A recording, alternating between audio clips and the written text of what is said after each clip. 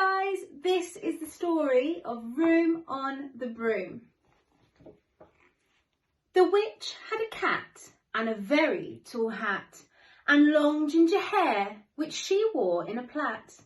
How the cat purred and how the witch grinned as they sat on their broomstick and flew through the wind.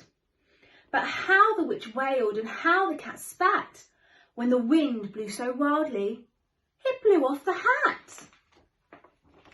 Down, cried the witch, and they flew to the ground. They searched for the hat, but no hat could be found. Then out of the bushes on thundering paws there bounded a dog with the hat in his jaws. He dropped it politely, then eagerly said, as the witch pulled the hat firmly down on her head, "I am a dog as keen as can be. Is there room on the broom for a dog like me?" "Yes," cried the witch, and the dog clambered on. The witch tapped the broomstick and whoosh, they were gone. Over the fields and the forest they flew. The dog wagged his tail and the stormy wind blew. The witch laughed aloud and held on to her hat, but away blew the bow from her long ginger plait. Down, cried the witch, and they flew to the ground. They searched for the bow, but no bow could be found. Then out from a tree, with an ear-splitting shriek, there flapped a green bird with the bow in her beak. She dropped it politely and bent her head low, then said, as the witch tied her plait in a bow, "I am a bird as green as can be. Is there room on the broom for a bird like me?" "Yes," cried the witch. So the bird fluttered on. The witch tapped the broomstick and whoosh, they were gone. Over the reeds and the rivers they flew. The bird shrieked with glee and the stormy wind blew. They shot through the sky to the back of beyond. The witch clutched her bow, but let go of her wand. Down, cried the witch, and they flew to the ground.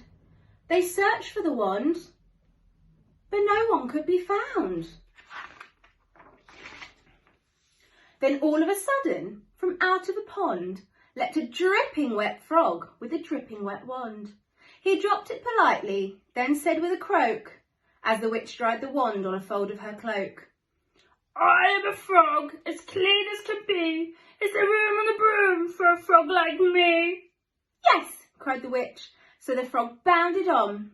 The witch tapped the broomstick and whoosh, they were gone. Over the moors and the mountains they flew. The frog jumped for joy and the broom snapped in two.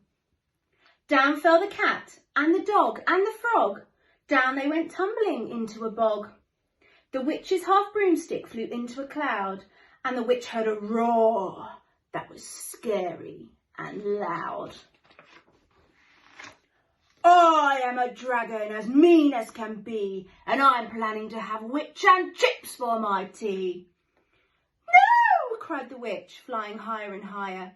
The dragon flew after her, breathing out fire. "Help!" cried the witch, flying down to the ground. She looked all around, but no help could be found. The dragon drew nearer and, licking his lips, said, "Maybe this once I'll have witch without chips."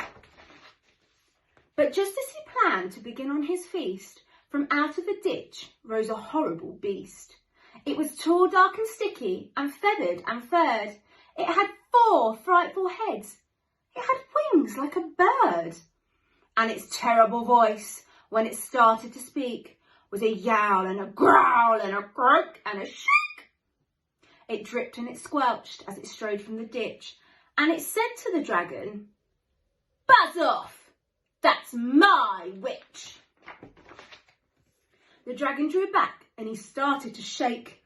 "I'm sorry," he spluttered. "I made a mistake. It's nice to have met you, but now I must fly." And he spread out his wings and was off through the sky. Then down flew the bird and down jumped the frog. Down climbed the cat and "Fee you," said the dog. "And thank you, oh thank you," the grateful witch cried. "Without you, I'd be in that dragon's inside." Then she filled up her cauldron and said with a grin, "Find something, everyone, throw something in."